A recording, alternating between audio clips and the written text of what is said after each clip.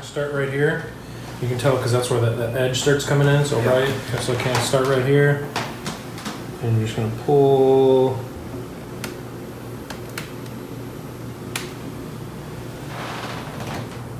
Like that. Cool.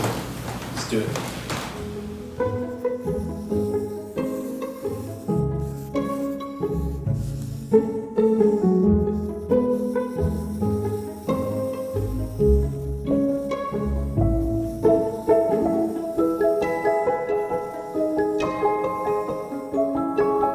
We decided that Playing with Power was going to be a documentary and not a narrative.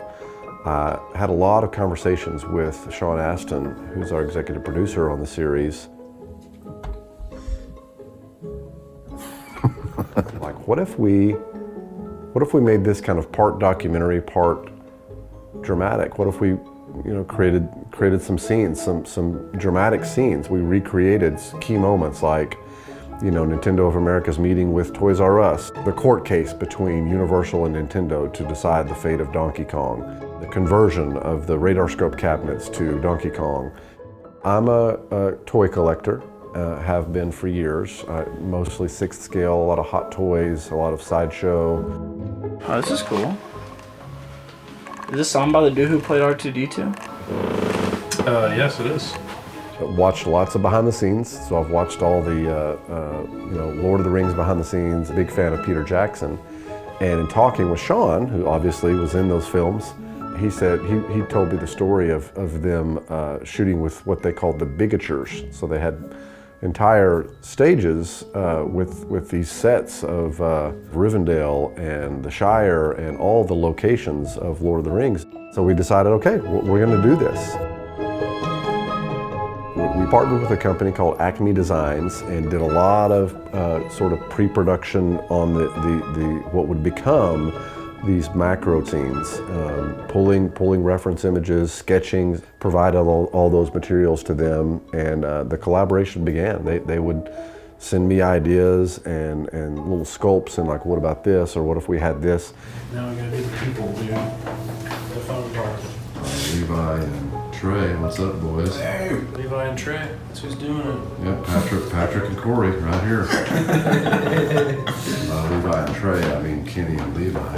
I remember specifically in the Universal versus Nintendo case, they were kind of building out the courtroom. They're like, what if the Donkey Kong cabinet was on this side or on this side? And we just kind of had this fun back and forth, and I found myself being delighted by the whole process. As a toy collector, I was like, I'm shooting a documentary series and building toys that we're going to shoot to be in this documentary series. And so in that instance, the collaboration with Sean really, paid off. And so now now this is the next thing. This is the next level. Right. And there's something about just brought Nintendo brand off the store shelves. Oh, like it's contradicting that. Yeah. I mean, it always has. All of our conversations and his challenging of me has ended up producing wonderful results. And in this case, that was the case in this particular case. This is Pro Blends. We are very close here. Actually get closer.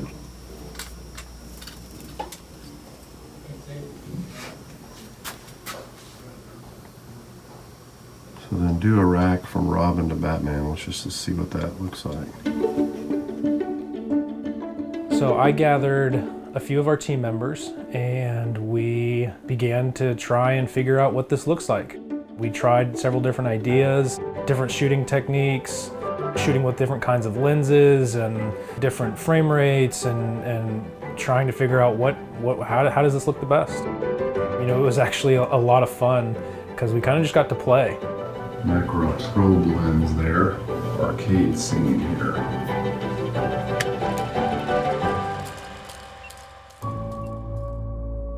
Minoru knew that step one for his new American company would be a hit game. But what game? Space Invaders had just become a global phenomenon, Namco's Galaxian was a massive success, and Galaga, also a space shooter, seemed to be in every arcade in the world. Very nice. That's how we do it here at Mediajuice. Using the macro lens was really interesting because you got such a unique perspective that, you know, just standing there looking at it or shooting through another lens, you couldn't really get. And so this tiny little macro lens we had was just really fun to shoot with. Let me rack focus from here to there.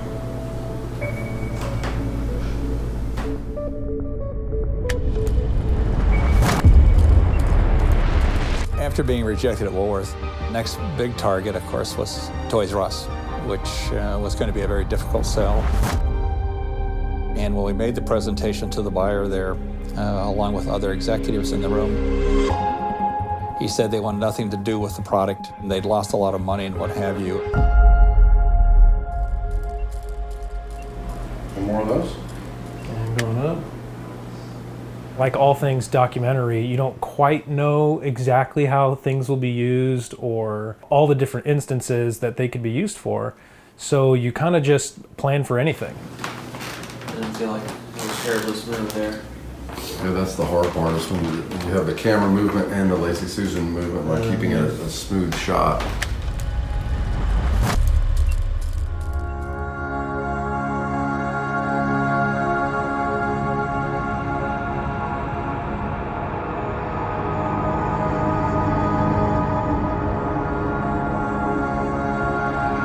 Neen means luck. 10 means heaven. And dole is like a hall or a gathering place.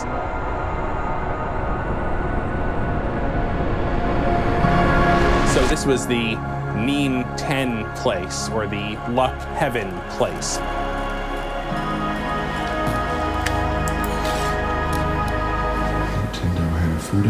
And so we really just had fun.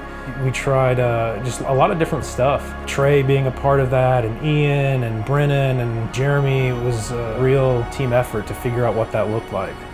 Donkey Kong scene set up here. That's a wrap. And that's a wrap.